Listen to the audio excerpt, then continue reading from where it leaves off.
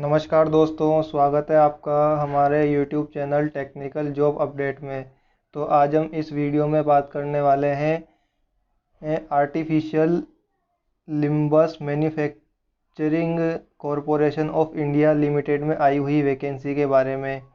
तो ये जो कंपनी है एक मिनी रत्न कंपनी है जो कि गवर्नमेंट ऑफ इंडिया के अंडर आती है, और ये जो काम करती है ministry of social and justice empowerment के लिए कंपनी काम करती है। तो इस वीडियो में जो आज हम बात करेंगे, इसमें आईटीआई और डिप्लोमा कैंडिडेट के लिए आई हुई वैकेंसी के बारे में इस पूरे वीडियो में आज हम इसी के बारे में बात करेंगे। तो अब हम स्टार्ट करते हैं। तो इस वैकेंसी का जो एडवर्टाइजमेंट नंबर है, ये इसका एडवर्टाइजमेंट नंबर है, और ये जो वैकेंसी पब्लिश हुई है 4/6/2020 को ये वैकेंसी पब्लिश हुई है।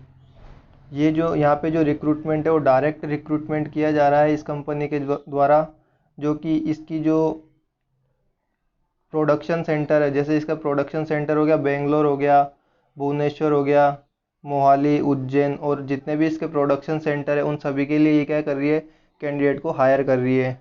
तो इन सभी के लिए जो है यहाँ से रिक्रूटमेंट आई हुई है।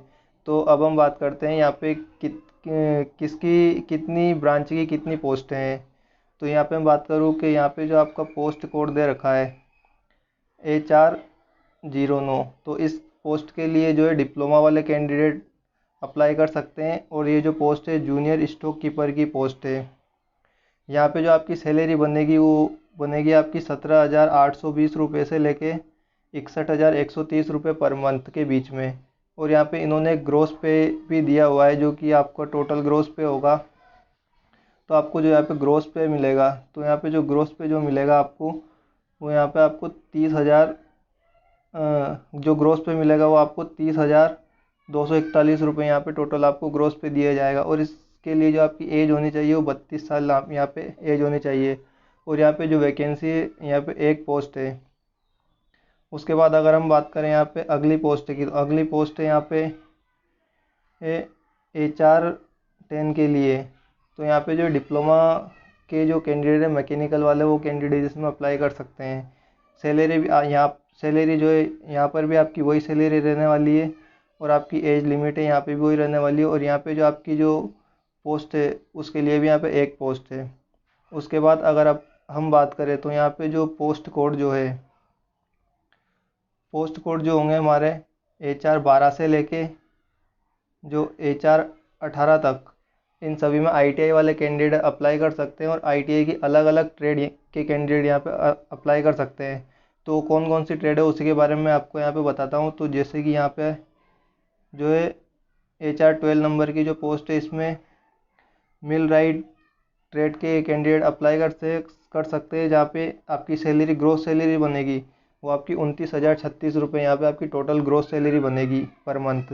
और यहाँ पे जो आपकी जो एज होनी चाहिए वो 30 साल यहाँ पे एज होनी चाहिए। और यहाँ पे जो टोटल पोस्ट है वो 2 पोस्ट हैं। उसी प्रकार जो है यहाँ पे प्रेस ऑपरेटर की भी पोस्ट है 3, मशीनिस्ट की 2 पोस्ट है, असेंबलर की यहाँ पे 4 पोस्ट है, इलेक्ट्रिशियन की यहाँ पे 1 पोस्ट है, और फिटर की बात करें तो फिटर की यहाँ पे 5 पोस्ट है। और उन 5 पोस्ट को भी इन्होंने कैटेगरी वाइज डिवाइड किया हुआ है। उसके बाद यहाँ पे बात करें पेंटर की, तो पेंटर की यहाँ पे 1 पोस्ट है। और यहाँ पे जो आपकी सैलरी होगी सबकी ग्रोस सैलरी सेम होगी, जो कि 29,036 रुपये यहाँ पे ग्रोस सैलरी होगी। और यहाँ पे एज भी जो है सभी की सेम होने वाली है। अगर हम बात करें यहाँ पे कि आपको जॉब कहाँ पे दी जाएगी, तो इन्होंने मेंशन किया हुआ है कि आपको जो जॉब है वो इंडिया में कहीं भी दी जा सकती है। मीन्स इन्होंने पहले डिफाइन कर दिया कि इंडिया में आपको कहीं भी जॉब दे सकते हैं।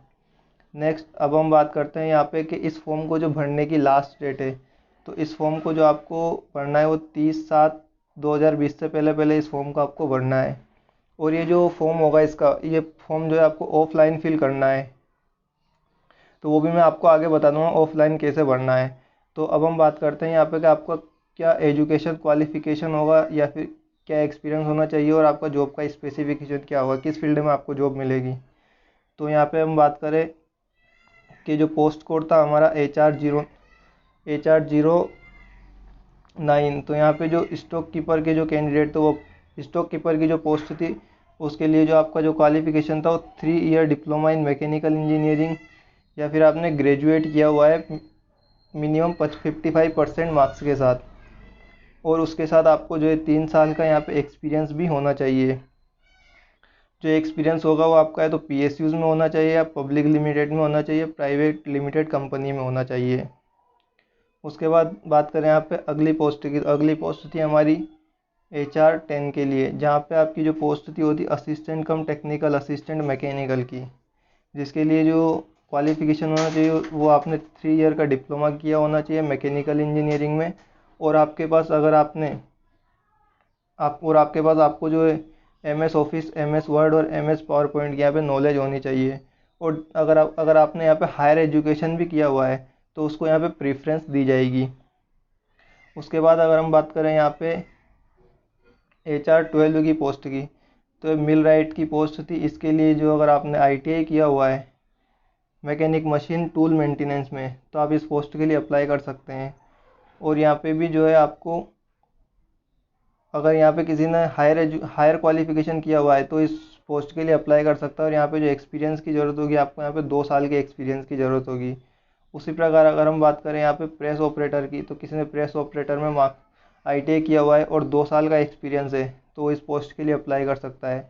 अगली पोस्ट की बात करें तो अगली पोस्ट है हमारी मशीनिस्ट की। अगर किसी कैंडिडेट ने मशीनिस्ट में ITI किया हुआ है और इसके लिए अप्लाई करना चाहता है तो अप्लाई कर सकता है, लेकिन यहाँ पे भी उसके लिए एक्सपीरियंस मांगा गया है। वो एक्सपीरियंस 2 साल का एक्सपीरियंस मांगा गया है। और यहाँ पे हायर एजुकेशन जिस भी कैंडिडेट ने किया हुआ है ITI से ऊपर, तो उसको यहाँ पे प्रेफरेंस दी जाएगी। उसके बाद बात करें हम असेंबलर की, तो असेंबलर के लिए भी सेम है।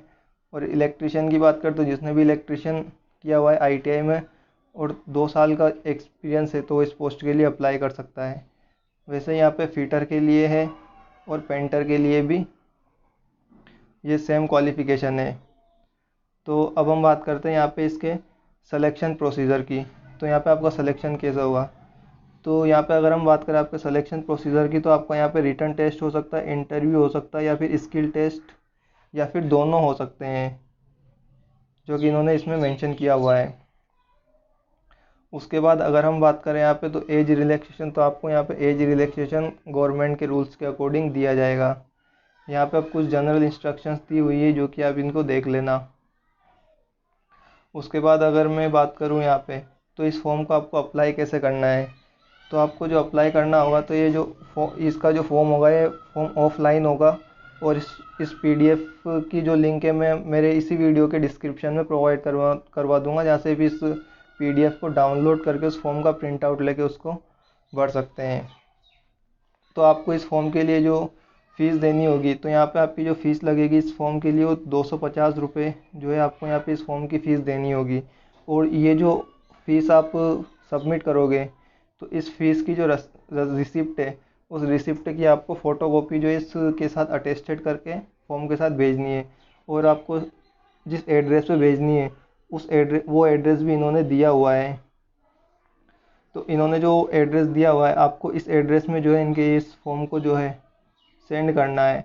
और आप जो जिस एनवेलोप या जिस लिफाफे के अंदर इसकी जो हार्ड कॉपी भेजोगे सभी की, तो आपको उस एनवेलोप के ऊपर या उस लिफाफे के ऊपर आपने किस पोस्ट के लिए अप्लाई किया है वो, और इस नोटिफिकेशन का एडवर्टाइजमेंट नंबर, वो सारा आपको उसके ऊपर मेंशन करना है, नहीं तो आपका फॉर्म काउंट नहीं किया जाएगा। और आपका जो फॉर्म है वो 30/7/2020 से पहले ऑफलाइन वहाँ पे पहुँच जाना चाहिए। तो आपको जो है उस फॉर्म के साथ कौन कौन से डॉक्यूमेंट अटेस्टेड करने हैं, तो उन्होंने यहाँ पे सारे डॉक्यूमेंट मेंशन किए हुए कि 9 डॉक्यूमेंट्स जो है आपको उस ऑफलाइन फॉर्म के साथ अटेस्टेड करके भेजने हैं। तो अब मैं आपको ऑफलाइन फॉर्म बता देता हूँ। तो ये ऑफलाइन फॉर्म है जो इन्होंने दिया हुआ है। आप इस ऑफलाइन फॉर्म को भर के पूरा, और इसको उस जो मैंने एड्रेस बताया उस पर आप सेंड कर सकते हो डॉक्यूमेंट को अटेस्टेड करके। तो ये यहाँ पे ख़त्म होता है। तो यहाँ पे पूरा फॉर्म ख़त्म हो गया। अगर आपको ये वीडियो अच्छा लगा हो तो इस वीडियो को लाइक करें, और भी ऐसे अगर आप हमारे इसी चैनल पे टेक्निकल जॉब की अपडेट पाना चाहते हो तो हमारे चैनल को सब्सक्राइब ज़रूर करें। धन्यवाद।